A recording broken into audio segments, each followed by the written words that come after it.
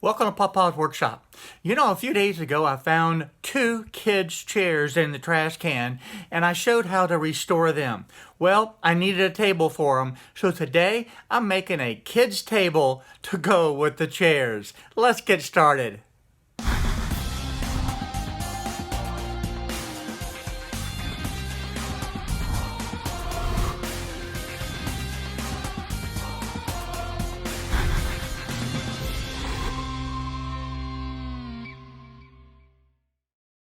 To begin to make this kids' table, I went to the scrap bin and dug out all kinds of scrap material.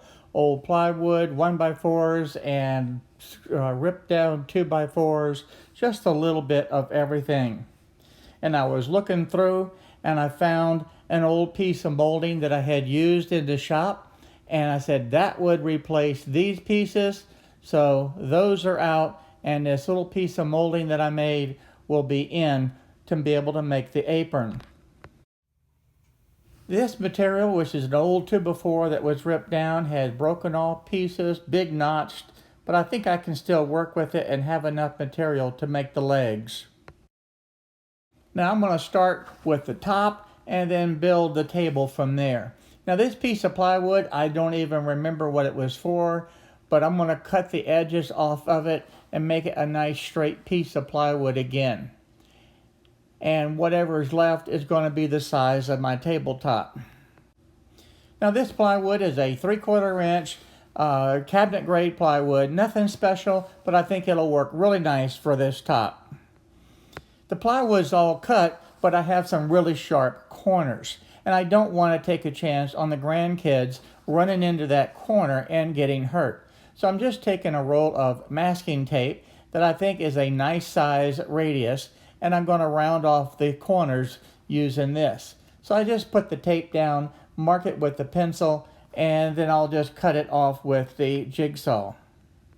The jigsaw works real well to be able to cut these little corners off, and then from there I'm just going to grab the disc sander and sand it smooth. And you can see there in the background, I got my shop buddy in the shop. She's making sure that I'm doing everything just right. But when I start the sander, she kind of heads in a different direction. Okay, this is going to be the basic shape of my kids' table. And just so you know, this is 22 inches wide, and it is 28¼ inches long. Now, if I had a piece of plywood that was a little bit bigger, I'd have probably made this 30 inches.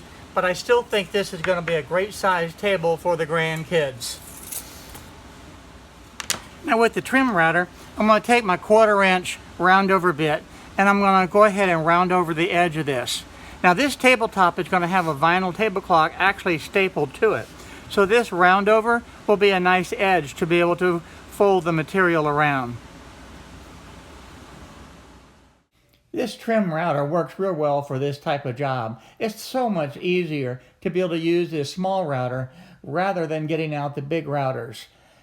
I added this to my shop a couple of years ago, and I am so glad that I did. It has really helped out and made a big difference, because it was really a pain in the neck to have to drag out the big routers all the time for something this easy and simple. Now the tabletop is done, so I'm just going to flip it over, and I'm going to do all of my drawing and measurements right here onto the back of the table itself. Now to put this ribbon around the table, I measured, I want something that's kind of pleasing to the eye but functional also. And 2 inches looks pretty good. And I think 1.5 inches. If it was a normal table, I would say yes. But remember, I'm going to be stapling the vinyl tabletop to that. So I think I'm going to go ahead and come in 2 inches to be able to put this ribbon all the way around the table. So I'm going to set my tri-square up for 2 inches. And then just make my mark.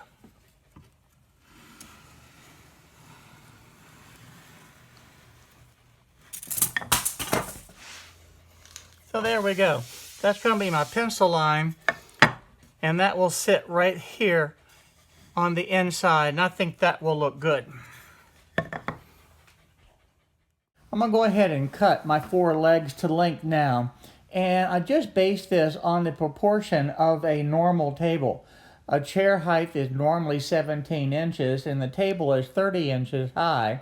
So I used that ratio to establish what the height of this table should be for the kids. The kids' chairs were 12 inches, and that means that the tabletop should be right around 21 inches. Considering the thickness of the plywood at 3/4 of an inch, so I decided to cut these legs at 20 1/4 inches long. And that should give a good ratio for the height so that the kids will be able to sit comfortably at the table. Now these legs will be 1.5 inches by 1.5 inches. So this knot right here that I missed when I was cutting it will disappear. To be able to set the fence to the right size, I don't even need a tape measure. I'm just going to use the 2x4 that I've ripped down and use that as the guide, because that's going to be my 1.5 inch thickness. I'll set that exactly the way it needs to be. Then when I rotate it and cut it, it'll be a perfect square. And that's what I'm looking for. And that's a lot better than the tape measure. You do want to take your time to be able to do this because it is real easy to put just a little bit of extra pressure on the saw blade. And you certainly don't want to do that. Okay, the fence is all set. Let's go ahead and cut these legs down to size. Now the first leg that I'm cutting is the one with the knot that I had missed. So I wanted to do that one first so I don't take a chance on missing that knot again and cutting the wrong side. Now when you're cutting on the table saw a small piece like this, make sure that you use the push sticks and keep hands and fingers away from the saw blade. Be very careful and please follow all the instructions, and if you ever find yourself in a situation that you're uncomfortable, please stop and don't do it and find a safer way to be able to make the cut.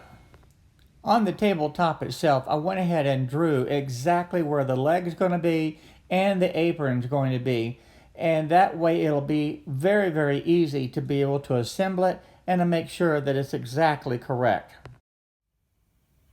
Now off camera, I went ahead and cut the apron pieces to length, and I put everything in position just to take a quick look to see how it's going to look finished. Now these pieces are sitting directly on top of the drawing that I had made. And that's the reason I do it. It's so much easier to be able to have everything drawn exactly on the tabletop so you know where it goes and there's no guesswork. Now I went ahead and marked the apron where the screws are going to go and hold it to the tabletop.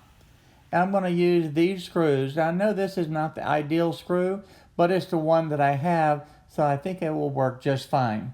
I'm going to recess it down 3/4 of an inch, and that will be able to go right into the tabletop. Okay, I've got this block in place. I have my fence in place. That way it will align directly onto the center point there. And then I have my depth, because I want this to drill down 3/4 of an inch. So that will drill down right to that point. So with all those in position, I'm ready to go ahead and drill. Having the fence and the stops in position really makes this a very simple process. So I'm showing you this first hole, then I'm going to do the rest of them off camera.